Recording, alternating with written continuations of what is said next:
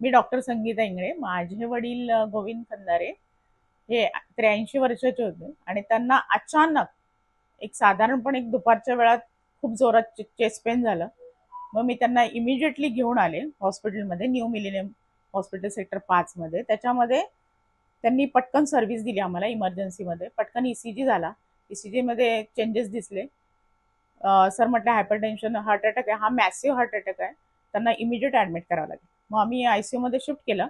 ICU मध्ये गेल्यानंतर ते अचानक कोलॅप्स झाले. 3 मिनिटासाठी पल्स नव्हतं, 3 मिनिटासाठी बीपी पण नव्हतं त्यांचं, आणि 3 मिनिटासाठी ब्रेदिंग काहीच नव्हतं. We are really really stuck up.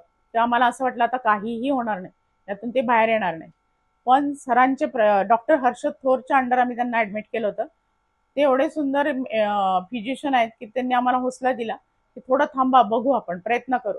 आणि करत करत ते ह्याच्यातून क्रिटिकल अवस्थेमधून त्यांचं हृदय पुन्हा चालू झालं.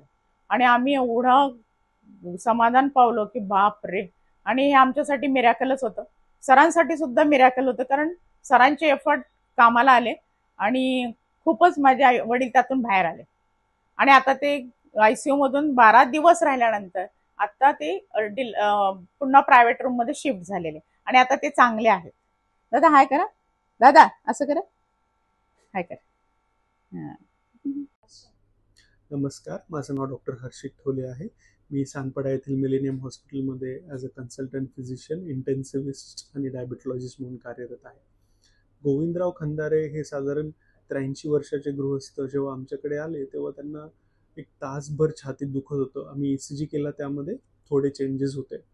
बाय द टाइम आम्ही त्यांना आयसीयूत शिफ्ट करत होतो, व्हीलचेअरवरच त्यांचे एकदम त्यांचे हातपाय थंड झाले, ठोके बंद पडले, ब्लड प्रेशर रेकॉर्डेबल नव्हतं. मी इमिजिएटली त्यांना शिफ्ट केलं, व्हेंटिलेटर सुरू केलं आणि मॅन्युअल पंपिंग सुरू केली. आमचे ट्रेंड RMOs, एक्सपर्ट सिस्टर्स आणि डॉक्टर्स आम्ही सगळ्यांनी मिळून मॅन्युअल पंपिंग सुरू केली. साधारण 3 ते 5 मिनिटं त्यांच्या स्वतःच्या हृदयाची काहीच गती नव्हती, त्यांचं हृदय काम करत नव्हतं अक्षरशः. आणि आम्ही मॅन्युअल पंपिंग करून ते बाकी अवयवांना अखंडित पुरवठा व्हावा याची काळजी घेतली. साधारण 5व्या मिनिटाला थोडी हृदयाची ऍक्टिव्हिटी आली, पण ती ॲबनॉर्मल होती, म्हणून आम्हाला शॉक द्यायला लागले आणि ती ॲबनॉर्मल ऍक्टिव्हिटी आम्ही नॉर्मलाइज करू शकलो. साधारण 15 ते 20 मिनिटं आम्ही अखंडितपणे मॅन्युअल पंपिंग सुरू ठेवली आणि फॉर्च्युनेटली रिस्पॉन्स म्हणून त्यांचे हृदयाचे ठोके नॉर्मल झाले. ब्लड प्रेशर अजूनही रेकॉर्डेबल नव्हता. खूप जास्ती हाय सपोर्ट्स आम्हाला सुरू करायला लागले ब्लड प्रेशरसाठी.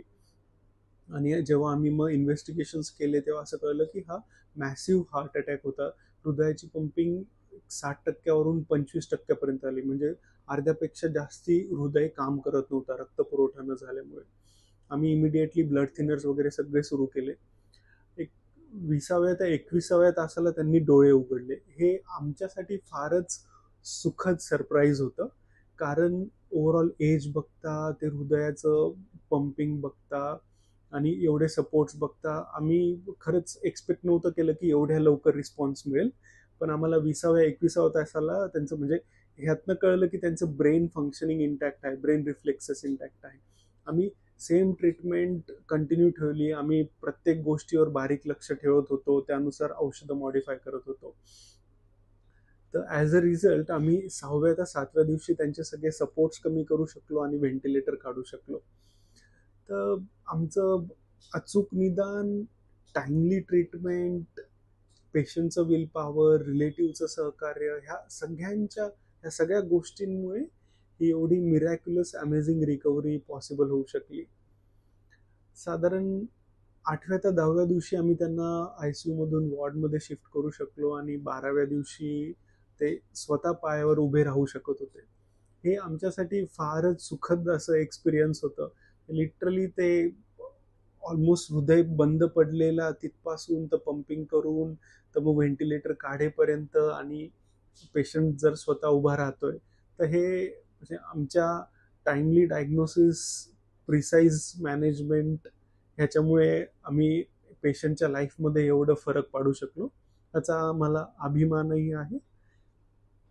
तर साधारण 12व्या दिवशी ते डिस्चार्जही झाले. तर गेल्या महिन्याभरातले हे 4थे ते 5वे पेशंट आहे ज्यांच्या आयुष्यात आम्ही आमच्या छोट्या छोट्या इंटरव्हेन्शन्समुळे मेजर फरक पाडू शकलो.